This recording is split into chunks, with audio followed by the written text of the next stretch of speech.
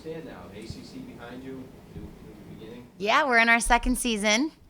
Very exciting. I told the girls on Sunday after the selection show, I said I've been waiting a long time to tell them that it's all about playoffs.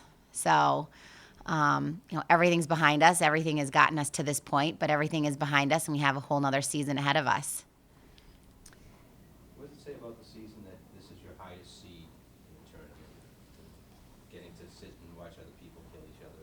Yeah, it's really cool. I'm really proud of the girls. They have done such a good job of sort of trailblazing. And, to sit back and have the bye in the first round is truly special. I mean, it's something we need to be, very grateful for. And we need to, most importantly, we need to make sure we take advantage of it and study the teams that are playing and, rest and mentally prepare and take advantage of the extra days we do have. So, these girls have never been in that position, so it's my job to teach them. And speaking of studying the two teams that will be playing on Friday, you faced both of these teams in last year's NCAA tournament. Does that give you guys kind of a sense of comfort heading into Sunday? Probably not comfort. I wouldn't say comfort, but maybe confidence, a little bit of confidence. Both teams are better teams than they were last year. They're both a little bit more seasoned. They're coached by the same coaching staff, so they're more comfortable within their systems. But I would definitely not say comfort. I would say maybe we have a little bit more confidence, not in the opponents, but just in the fact that we've been there before. So, like I said, both teams are really very good. I think the Loyola coach is probably one of the best coaches in the country. She was my idol growing up, so I know a lot about her.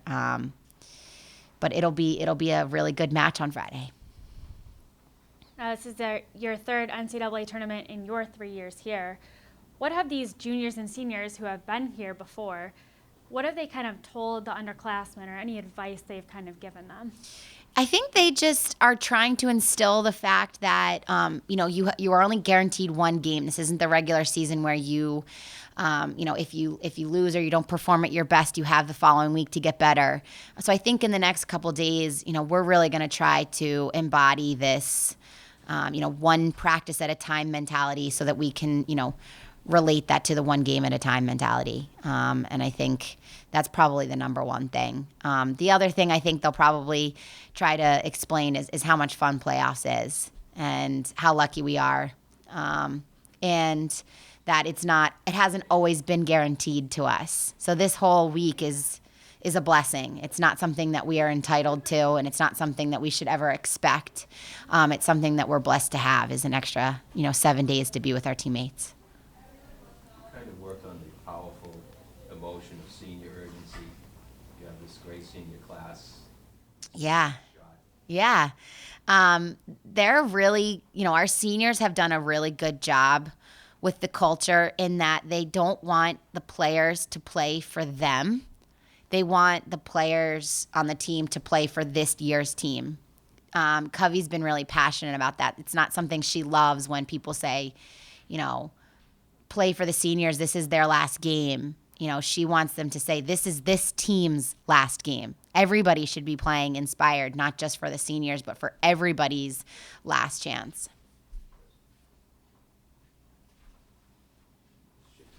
I wanted to talk about Kenzie a little bit. We were kind of going over it earlier. She comes in, this no training camp, doesn't know her teammates, doesn't know the system, playing in the ACC. How was she able to transition from hockey, I would guess, in a matter of weeks? Right? Yeah.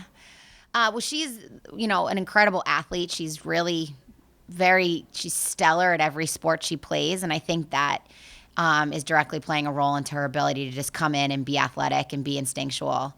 Because that's exactly what she did do. We didn't teach her our plays right away. We only taught her one basic motion. We taught her the philosophies of one basic motion and told her to just listen to all of her instincts. And that's why she did, so well. We also are lucky we've had upperclassmen who have given her full permission to be the best player that she possibly can be. So I think Kenzie, felt lucky to have upperclassmen who are pushing her to be her best. Another thing that jumped out was she has 21 goals. I haven't seen the thing, but it's something like 32 shots, almost like a six goals to Yep. 1 shot ratio. Yep. Is is she that selective, or is that how you want her to play? She's that selective. She is very good at understanding what shots to take. And then she has had an uncanny ability to finish. She's always been like that. She has incredible poise, and a lot of her shots are right on top of the crease, which I think she gets and has built that skill from hockey, because she's very crafty inside in really tight quarters with lots of defenders around her, and still able to sight the net and put the ball in the back of the net. I think she gets a lot of that from hockey. She was kind of commenting that Virginia Tech was her, aha, I can do this moment. Mm-hmm. And did you sense that from her too? Oh, yeah. It's, you know, Yeah, definitely. It was a couple days before that in practice that she really started to kick it into gear. I think she started to literally get her feet under her again. Realizing that she has to run to go. She's not just gonna glide. But and I think she started her whole body just started to get in sync with the sport again. And I knew as soon as that happened that she would start scoring goals. does she play both sides of the line? She does not. Not now. Not right now. Yeah, she's an attacker now. That'll be something down the road. Mm-hmm. And how does, she has all these great finishes around her. Does that does she try to almost overcompensate by being a playmaker, or, because she knows? No. She's just lets the game come to her. That's, I think, why she's doing so well. She's not forcing herself to be great. She's not putting pressure on herself to be great. I think she knows that there's a lot of attention on Covey and Michaela and Sarah, so I think she knows that there's definitely an opening. And just lastly, when she runs onto the field, when the ball goes into offense, what are you expecting from her? What do you want her to do?